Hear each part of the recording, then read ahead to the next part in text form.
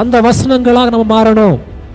ஏன் அந்த வார்த்தை நமக்குள்ளாக காணப்படும் போது நான் தேவனுடைய சாயலை வெளிப்படுத்துறவர்களாக காணப்படுவோம், தேவனுடைய தன்மை உடையவர்களாய் காணப்படுவோம், தேவனுடைய ஆவி உடையவர்களாக காணப்படுவோம்.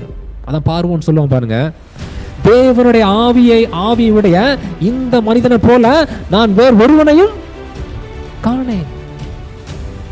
அல்லேலூயா. தேவனுடைய ஆவி பெற்ற இந்த மனுஷனை போல, யோசேப்பை போல எகிப்து தேசம் எங்கும் ஒருவனும் இல்லை. அந்த ஆவிய, அதே ஆவியானவரை நமக்கு இயேசு கிறிஸ்து கொடுத்திருக்கிறார் அல்லவா? ஏன் நீங்களும் நானும் யோசேப்பை போல ஒரு கனிதிருக்கிற வாழ்க்கை, ஒரு செழிப்பின் வாழ்க்கை, ஒரு அதிகாரத்தின் வாழ்க்கை, ஒரு வெற்றியின் வாழ்க்கை நாம் மாத்திரமல்ல, நாமும் நம்முடைய குடும்பமும் நம்முடைய பட்டணமும் நம்முடைய தேசமும் உடையதாக மாற வேண்டும் என்று அல்லவா